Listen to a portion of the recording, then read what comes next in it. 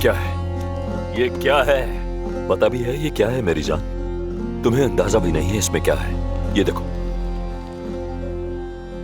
मेरी आंखों का तारा, मेरे दिल की रोशनी, मेरे प्यारे भाई ने उस जमरुद को सारे शेयर्स और अपनी विरासत में से आधा हिस्सा दे दिया है। सुना तुमने? वाकई में? अभी भी तुम मुझसे ये पूछ रही हो? अभी भी तुम मुझसे यही पूछ रही हो? अब मुझे लतीफ से बहुत अहम बात करनी है, ठीक है? अम्मी को बता देना कि रात के खाने पर मैं एक ऐलान करने वाला हूं। आता हूं मैं।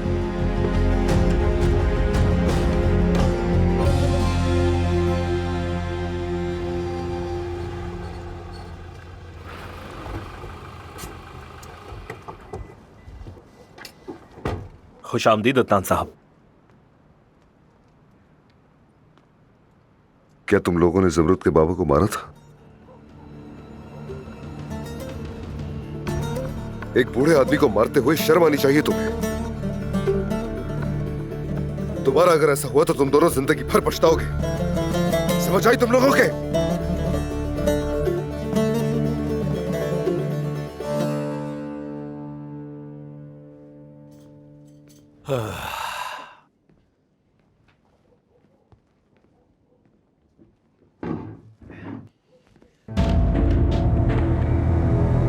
खुशामदीद। इंतजार ही कर रहा था। चूंकि सब यहां मौजूद हैं तो मैं अपनी बात शुरू कर सकता हूं। जैसा कि हम जानते हैं, हम सब ने अपने प्यारे आदिल को खो दिया। अल्लाह उसकी रूह को सुकून दे। जाहिर है हम सबको उसके लिए अफसोस है।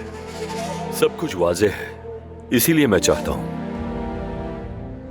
कि कुछ अहम मामलात पे बात हो जाए तो अच्छा है। तो इसीलिए मैं चाहता हूं कि सबसे पहले जमरुद के टॉपिक पे बात की जाए। इस खानदान का सरबराह होने के तौर पर एक फैसला किया है मैंने। चूंकि सिचुएशन हम सबको पता है, तो हम कानून का एहतराम करेंगे। और इस खानदान के पास आज जो भी कुछ है वो इसी वजह से है कि हम शुरू से कानून का एहतराम करते आए हैं। तो जो मैंने फैसला लिया है वो मैं आपको सुनाता हूं। विरासत की खातिर मेरा ये प्यारा बेटा लतीफ दमीर जमरुद से शादी करेगा, ताकि जो आदिल की मीरास है वो खानदान के अंदर ही मौजूद रहे। हरगिज नहीं, मैं ये नहीं होने दूंगी। अच्छा नहीं है किसी से। मुझे जो कहना था कह दिया। खानदान का सरबराह मैं हूं। सरबराह होगे तुम अपने खानदान के। मैं अब भी इस खानदान की बड़ी हूं। उस लड़की की कोई इज्जत नहीं। इस खानदान में उसका कोई मकाम नहीं। मेरा बेटा आदिल उसी मरूज की वजह से अपनी जान से गया। अम्मी, तय हो चुका है जो आगे होना है बस, और अब इस टॉपिक पे बात नहीं होगी। तो फिर मेरी बात गौर से सुन लो। अगर शादी की रात उसकी पाकदामनी का कोई सबूत ना मिला तो मुझे जो करना होगा मैं करूंगी और हरगिज़ उस पे तरस नहीं खाऊंगी।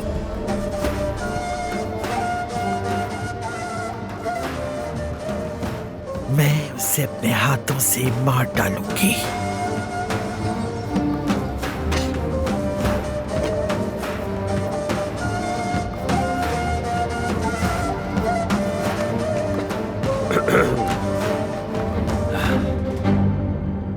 जानते हैं आप सब, अब्बास साहब ने अपने फायदे के लिए एक होटल खरीद के जमरुद को उसमें रखा है।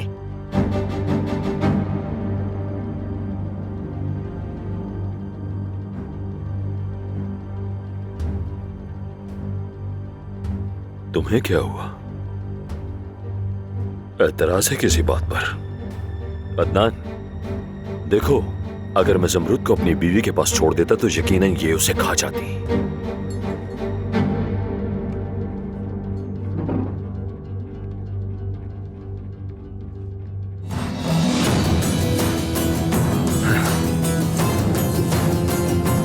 अदनान,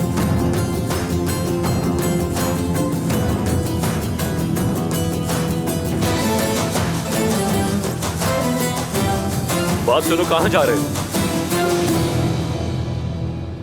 रुक जाओ, बात सुनो।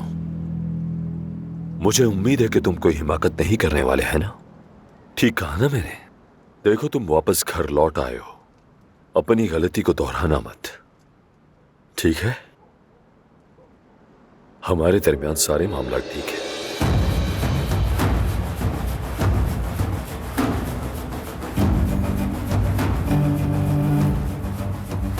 और ये सारे मामला ठीक ही रहने चाहिए।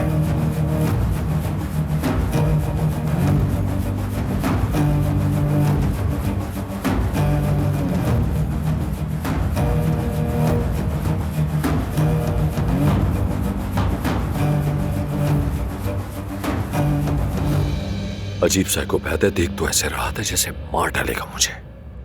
ये इतना खौफनाक कैसे हो गया?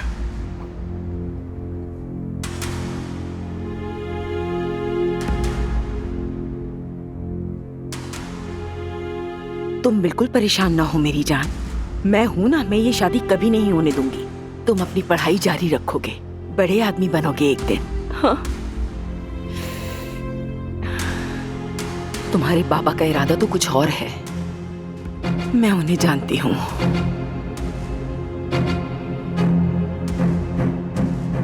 चलो अब अपने कमरे में जाओ, होमवर्क करो अपना।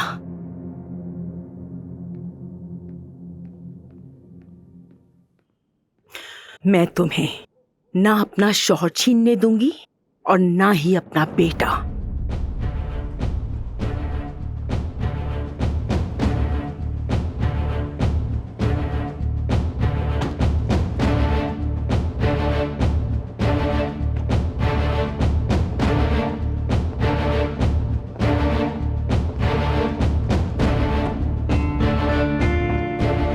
खुश आमदीद, बताइए किस तरह मदद कर सकती हूँ आपकी?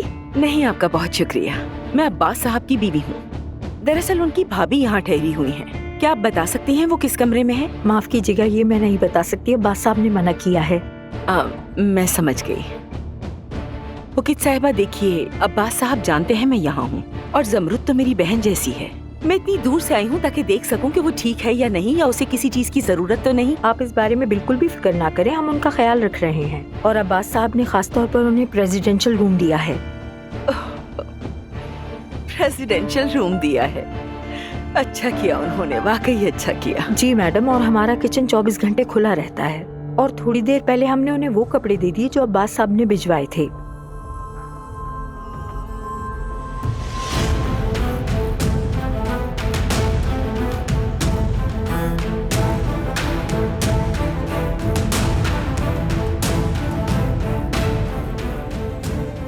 बुकित साहिबा, आपका बहुत शुक्रिया। अलबत्ता मैं खुद जमरुद से मिलकर उससे बात करना चाहूंगी। ठीक है मैडम।